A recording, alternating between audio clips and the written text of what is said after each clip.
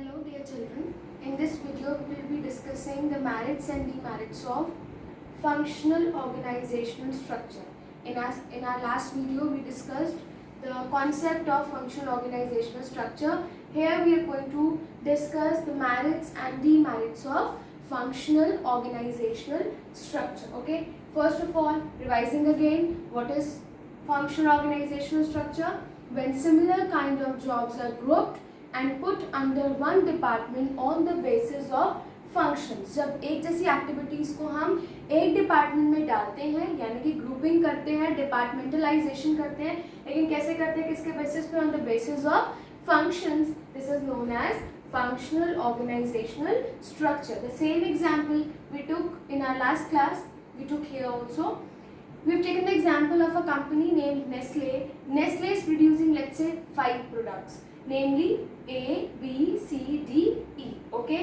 अगर हमारा Nestle में functional organizational structure होगा, ठीक है, तो कैसा होगा?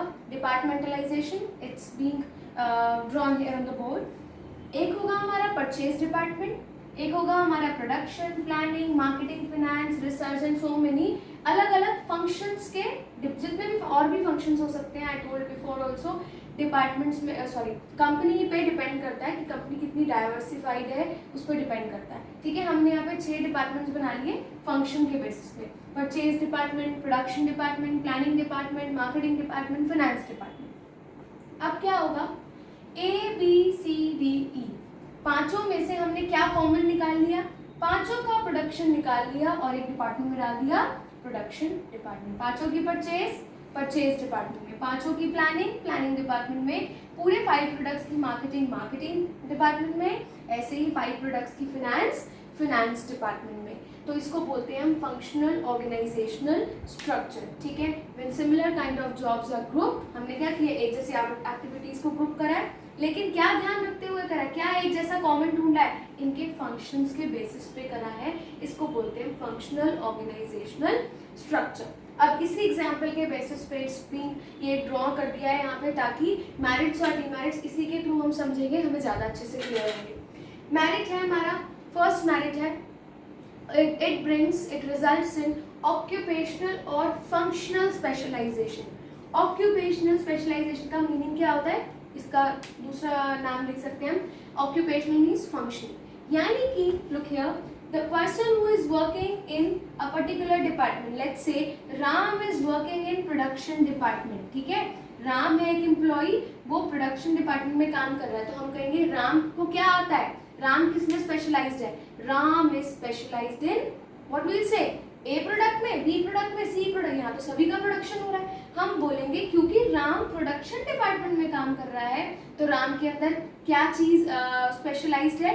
राम को प्रोडक्शन बहुत अच्छे से आता है, चाहे ए का हो, बी का हो, सी का हो, डी का हो, ई को. यानी कि हम कहेंगे Ram is specialised in production.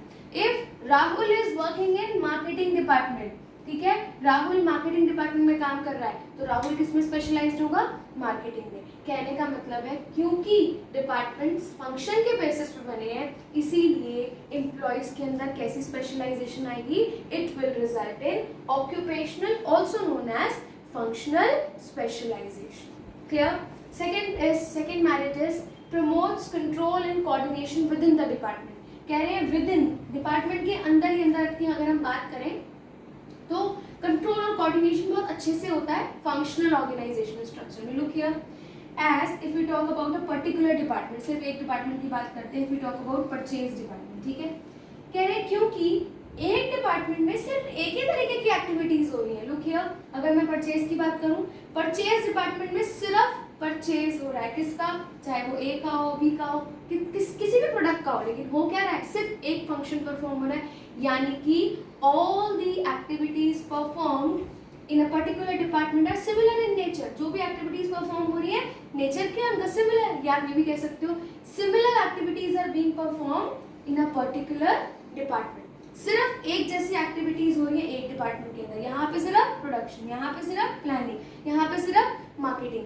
क्योंकि एक जैसी एक्टिविटीज़ हो रही है एक डिपार्टमेंट के अंदर, तो क्या है, कोऑर्डिनेशन बहुत अच्छे से होता है, सुपरवाइज करना आसान हो जाता है, चीज़ें बहुत अच्छे से, कोई क्योस क्रिएट नहीं होता, सिंक्रोनाइजेशन हो जाता है एफर्ट्स का। क्यों? कोऑर्डिनेशन अच्छा है। क्यों? क्योंकि सिर्फ एक जैसी एक्टिविटीज़ क्लब्ड है एक डिपार्टमेंट के अंदर। ठीक है, एक डिपार्टमेंट के अंदर और बहुत सारी चीज़ें और बहुत सारे फंक्शंस परफॉर्म नहीं हो रहे, इसीलिए हम बोलते हैं विद इन द डिपार्टमेंट बहुत अच्छा कोऑर्डिनेशन होता है। किसमें?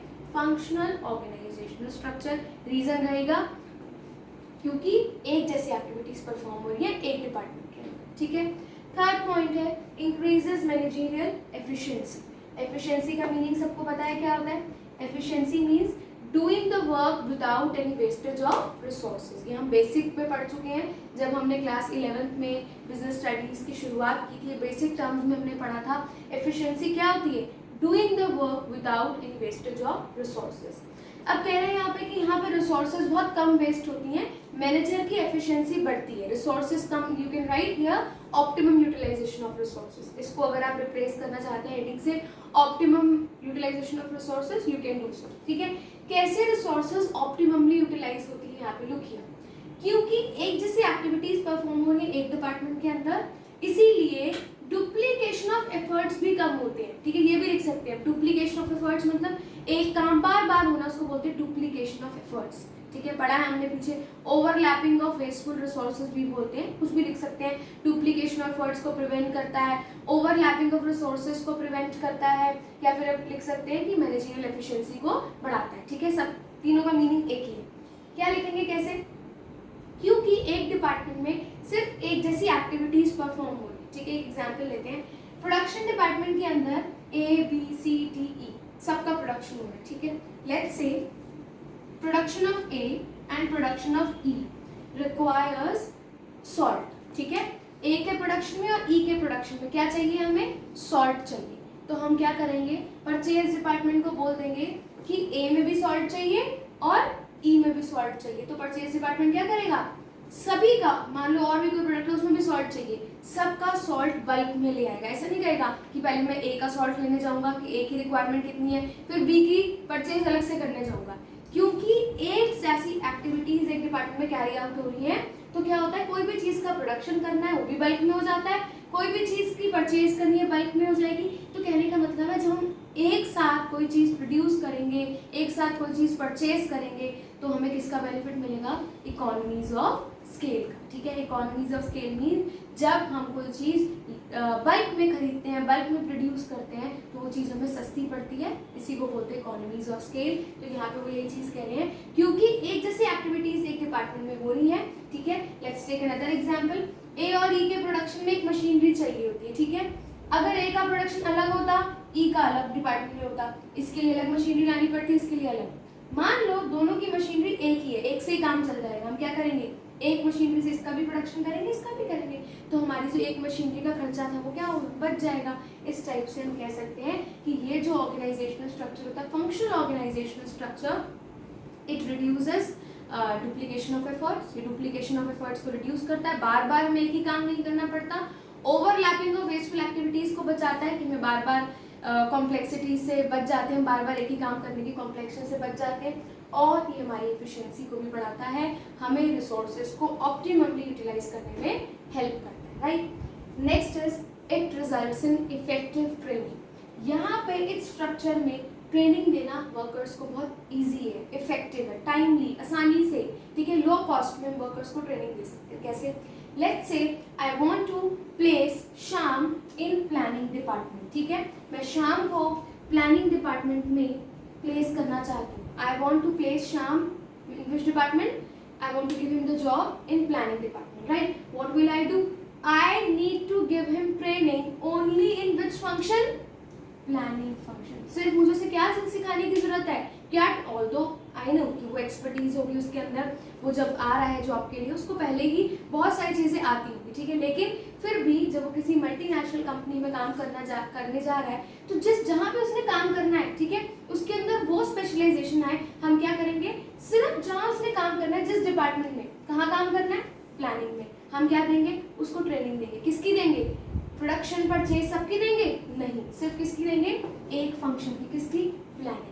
तो आप लिखेंगे in this organizational structure, functional organizational structure, it is very easy and effective to impart training to the employees because the employees need to be trained in a particular function wherever they are going to work.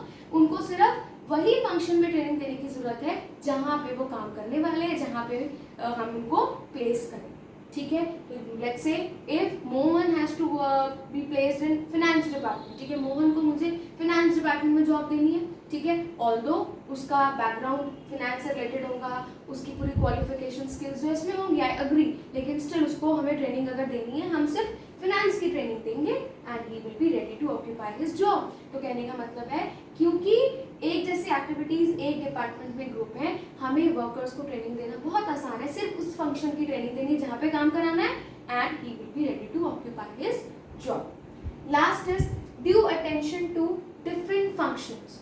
कह रहे हैं हर एक इस structure में हर एक function का, क्योंकि अलग डिपार्टमेंट है. ठीक है, दिख रहा है आपको बोर्ड पे, purchase, production, planning, marketing, finance, हर एक फंक्शन का अलग डिपार्टमेंट है. तो हर एक फंक्शन पे अलग से ध्यान दिया जाता है, ड्यू अटेंशन दिया जाता है to each function. Purchase department में जितने भी लोग काम कर रहे हैं, ठीक है, वो परचेज पे ध्यान देंगे, बहुत अच्छे से अपना डिपार्टमेंटल गोल जो होगा वो अचीव करने की कोशिश करेंगे. प्रोडक्शन डिपार्टमेंट अपने प्रोडक्शन पे फोकस करेगा, प्लानिंग पे फोकस करेगा. Likewise each and every department will be focused on each and every function. ये प्रोडक्शन पे फोकस्ड होगा, ये प्लानिंग पे होगा, ये मार्केटिंग पे. तो हम क्या लिखेंगे, due attention to different functions. एक एक फंक्शन पे बहुत अच्छे से ध्यान दिया जाता है. Clear? These are our merits. It results in occupational specialisation. It promotes easy coordination within the department. हम विद इन द डिपार्टमेंट की बात कर रहे हैं, आपस में बात नहीं कर रहे हैं सारे डिपार्टमेंट्स में, सिर्फ एक डिपार्टमेंट के अंदर अच्छा कोऑर्डिनेशन होता है. एफिशिएंसी बढ़ती है, डुप्लीकेशन ऑफ वर्ड्स कम होते हैं, ट्रेनिंग देना बहुत इजी है और हर एक फंक्शन पे अलग से ध्यान दिया जाता है. इसके बाद है हमारे पास demerits of functional organisational structure. पहला है हमारा less importance to organisational goal. अभी हमने एक पॉइंट पढ़ा था मेरिट्स में, due attention to different functions. अलग अलग फंक्शन पे, एक एक फंक्शन पे ध्यान दिया जाता है, पढ़ा था हमने. ठीक है, अब यही पॉइंट हमारा डीमेरिट में आ गया. मान लिया हर एक फंक्शन पे ड्यू अटेंशन दिया जाता है, लेकिन एक प्रिंसिपल पढ़ा था हमने, principle of Henry Fayol, unity of direction.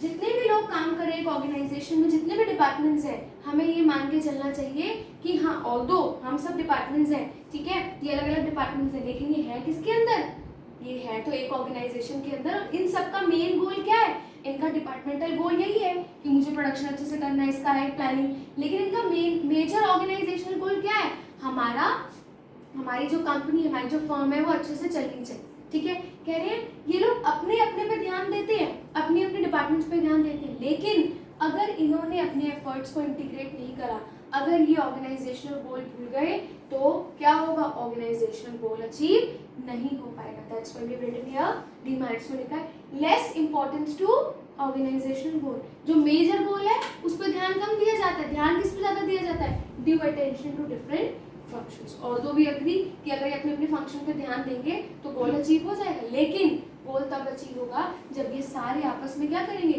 Coordinate करेंगे और क्या करेंगे, अपने एफर्ट्स को इंटीग्रेट करके, इकट्ठा करके कहाँ लेके जाएंगे, एक direction. What is that direction, achievement of organisational goal. लेकिन अगर इन सब ने कोऑर्डिनेट नहीं करा, इन ये सब भूल गए कि सब अपने पे ही फोकस्ड रहे और ऑर्गेनाइजेशन गोल भूल गए, तो गोल अचीव नहीं हो पाएगा. ये इसका डीमेरिट है, right. Second is lack of coordination. अभी हमने यहाँ पढ़ा कि कोऑर्डिनेशन होता है विद इन द डिपार्टमेंट, ये क्या हो गया, मेरिट. तभी मैंने बोला with in the department. Coordination होता है विद इन द डिपार्टमेंट, ये हो गया मेरिट. कोऑर्डिनेशन नहीं होता, कैसे नहीं होता, डिपार्टमेंट्स में. ठीक है, कैसे अगर हम बात करें, purchase department, production department, planning, marketing, finance, यहाँ लिखा है, कह रहे विद इन द डिपार्टमेंट. ठीक है, इंट्रा डिपार्टमेंट अगर हम बात करें कोऑर्डिनेशन रहेगा. अगर मैं बात करूँ इंटर डिपार्टमेंट कोऑर्डिनेशन की, कि इन सबका आपस में कोऑर्डिनेशन रहे, कह रहे लैक ऑफ कोऑर्डिनेशन होता है. कैसे, लिखिए, इंटर कोऑर्डिनेशन, इंट्रा कोऑर्डिनेशन कैसे एक डिपार्टमेंट के अंदर कैसे अच्छा रहता है, वो मेरिट में आया, क्योंकि एक जैसी एक्टिविटीज है तो कोऑर्डिनेट करना आसानी से हो जाता है, कोऑर्डिनेट कर लेते हैं, राइट. वहाँ लिखा है आपस में कोऑर्डिनेशन नहीं होता इनका, क्यों आप बताएंगे? As in functional organisational structure there is higher degree of interdependency of one department on another department, क्योंकि इस स्ट्रक्चर में एक डिपार्टमेंट जो है वो दूसरे पे बहुत ज़्यादा डिपेंडेंट है। जैसे कि एक एग्जाम्पल है, एक का परचेज यहाँ, एक ही प्रोडक्शन यहाँ, एक ही प्लानिंग यहाँ, एक ही मार्केटिंग या फिनेंस यहाँ, यानी कि एक जो प्रोडक्ट है ए वो क्या है 5 डिपार्टमेंट में फैला हुआ है। यानी कि अगर मान लो ये प्लानिंग डिपार्टमेंट ढंग से फंक्शन ना करे, कोऑर्डिनेट ना करे, तो क्या होगा? ए प्रोडक्ट जो है वो मार्केट तक नहीं पहुंच पाएगा।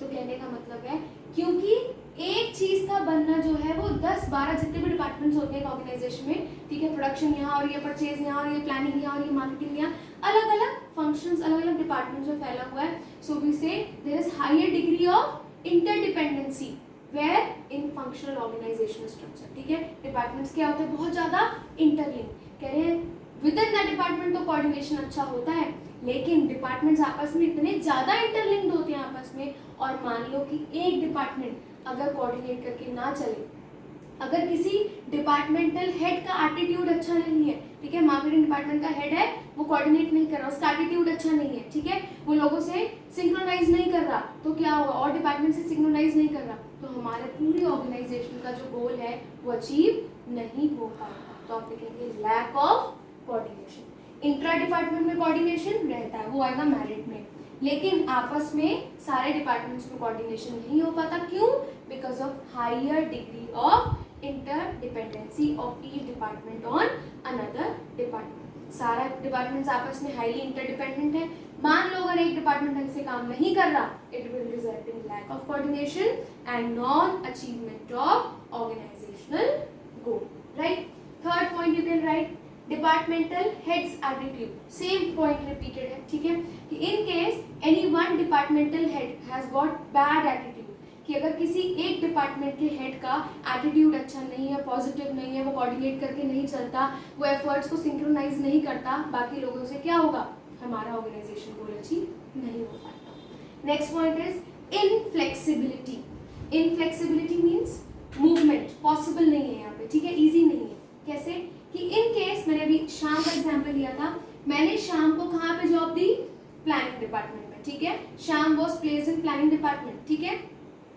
ट्रेनिंग देनी बहुत आसान थी, यहाँ पढ़ा था मेरिट्स में इफेक्टिव ट्रेनिंग, सिर्फ शाम को मैंने प्लानिंग की ट्रेनिंग दी और वो प्लानिंग डिपार्टमेंट में काम करना शुरू हो गया, ठीक है। ट्रेनिंग देनी बहुत आसान है, कह रहे ट्रेनिंग देनी तो आसान है कि एक फंक्शन में ट्रेनिंग देनी है, लेकिन इन केस मुझे शाम को प्लानिंग से मार्केटिंग में शिफ्ट करना है, स्विच करना है, ट्रांसफर करना है, यहाँ पे वर्कर्स ज़्यादा हैं, यहाँ पे शॉर्टेज है वर्कर्स की, क्या करूँगी मैं? शाम को यहाँ आसानी से शिफ्ट कर पाऊंगी बिना ट्रेनिंग के? हाँ, ट्रेनिंग दूंगी तो मार्केटिंग में ट्रेनिंग दूंगी तो वो मैं उसको आसानी से ट्रांसफर कर सकती हूँ, लेकिन क्या बिना ट्रेनिंग दिए पॉसिबल है? कि इतना फ्लेक्सिबिलिटी है कि शाम को यहाँ भेज दिया, राम को यहाँ भेज दिया, ठीक है, राहुल को यहाँ से यहाँ भेज दिया, वर्कर्स को हमने ट्रांसफर करना पॉसिबल है? यहाँ पे इजी है, पॉसिबल है, लेकिन इजी नहीं है। क्यों? यानी कि यहाँ पे फ्लेक्सिबिलिटी नहीं है, मूवमेंट इजी नहीं है वर्कर्स का। क्यों इजी नहीं है? Because workers are given training only in particular skill. Workers को ट्रेनिंग दी है किसमें? एक पर्टिकुलर फंक्शन में। वर्कर्स को सिर्फ एक लिमिटेड स्किल्स दी गई है, ठीक है। शाम को सिर्फ प्लानिंग सिखाई गई है, राम को सिर्फ मार्केटिंग सिखाई गई है, क्योंकि हर वर्कर के पास लिमिटेड स्किल्स हैं, लिमिटेड स्किल्स में उसको ट्रेनिंग मिली है, इसीलिए वो बिना ट्रेनिंग के इधर से उधर हम उसको शिफ्ट ट्रांसफर नहीं कर सकते। इसको बोलते हैं हम inflexibility. Next is conflict of interest. Very common, कि बहुत कॉमन सी चीज़ है, ये दोनों स्ट्रक्चर में आएगा डीमेरिट्स में, कि यहाँ पे भी कॉन्फ्लिक्ट्स हो सकते हैं। कॉन्फ्लिक्ट्स मतलब they can become, all the departments can become rivals of each other, एक दूसरे के दुश्मन बन सकते हैं, डिस्प्यूट्स हो सकते हैं, कॉन्फ्लिक्ट्स हो सकती है, लड़ाइयाँ हो सकती हैं। क्यों? Due to difference in their interest. Interest मतलब उनका गोल क्या है, डिपार्टमेंटल गोल क्या है, अलग अलग है। ऑल्दो वी अग्री, इन सबका गोल क्या है, मेजर गोल ऑर्गेनाइजेशन गोल, लेकिन वही तो बात है, ये ऑर्गेनाइजेशन गोल तो भूल जाएंगे, सिर्फ किस पे फोकस करेंगे। ये कहेगा परचेज अच्छा होना चाहिए, ये लोग कहेंगे मेरी प्रोडक्शन अच्छा होना चाहिए, ये कहेंगे प्लानिंग। ये अपनी अपनी डिपार्टमेंटल गोल पे तो फोकस करेंगे, लेकिन ऑर्गेनाइजेशनल गोल भूल जाएंगे, क्योंकि ये सिर्फ अपने पे ध्यान देंगे सिर्फ, तो क्या होगा, इनकी आपस में लड़ाइयाँ भी, कॉन्फ्लिक्ट्स भी हो सकते हैं। Last is difference, difficult to fix accountability. Difficult to fix accountability. First of all, you should be clear with the meaning of accountability. Accountability का मतलब होता है answerability, जवाब देना. ठीक है, कह रहे यहाँ पे कौन जवाब देगा, गलती किसकी है, कौन रिस्पॉन्सिबल है, कौन अकाउंटेबल है, ये पकड़ना बहुत मुश्किल है. Difficult to fix accountability. Let's say if by chance हमारा ऑर्गेनाइजेशनल गोल अचीव नहीं हो पाया, ठीक है, ऑर्गेनाइजेशनल गोल अचीव नहीं हो पाया, non accomplishment of organisational goal, who is accountable for non accomplishment of organisational goal, ये पता लगाना यहाँ पे बहुत मुश्किल है. क्यों? क्वेश्चन क्या है, पहले क्वेश्चन में ये है कि क्यों पकड़ लगाना, ये पता लगाना कि कौन अकाउंटेबल है for non accomplishment of organisational goal, ये पता लगाना मुश्किल क्यों है, क्योंकि सारे डिपार्टमेंट्स क्या हैं, आपस में हाईली इंटररिलेटेड है, हाईली इंटरलिंक्ड है. ठीक है, एक एग्जांपल लेते हैं. मान लो ये इस कंपनी का ऑर्गेनाइजेशनल गोल अचीव नहीं हो पाया, कौन जिम्मेदार है, purchase department, production department, planning department, marketing, finance, कौन जिम्मेदार है. ठीक है, मान लो हमने पकड़ लिया कि मार्केटिंग डिपार्टमेंट जिम्मेदार है, मान लो हमने पकड़ लिया प्रोडक्शन डिपार्टमेंट रिस्पॉन्सिबल है. ठीक है, प्रोडक्शन डिपार्टमेंट कहेगा मैं प्रोडक्शन कैसे करता, परचेज ही नहीं हुई थी अभी, परचेज डिपार्टमेंट कहेगा प्लानिंग ही नहीं हुई थी. तो कहने का मतलब है क्योंकि departments are highly interdependent upon each other, so actually who is responsible, who is accountable for non-accomplishment of organizational goal, this is very difficult to figure out. ये figure out करना कि कौन responsible है actually, कि goal किसकी वजह से achieve नहीं हुआ, किसको जिम्मेदार ठहराएंगे, कौन accountable है, कौन responsible है, ये बहुत मुश्किल है. हाँ, पता लग जाएगा लेकिन बहुत मुश्किल से पता लगेगा. क्यों? क्योंकि डिपार्टमेंट्स क्या है, हाईली इंटरडिपेंडेंट है, highly interlinked to each other. So the demerits are gives less importance to organizational goal, lack of coordination. Which coordination? Interdepartmental coordination. Departmental head attitude अगर अच्छा नहीं होगा तो गोल अचीव नहीं हो पाएगा. Inflexibility, movement possible है लेकिन ट्रेनिंग के साथ. Easy movement नहीं है वर्कर्स का because they are given skill, they are given training in a particular skill only, particular function only. Conflicts of interest, लड़ाइयाँ होंगी क्योंकि सबका इंटरेस्ट क्या है, सिर्फ ये लोग अपने अपने फंक्शन पे फोकस्ड होंगे तो इनके डिस्प्यूट्स हो सकते हैं.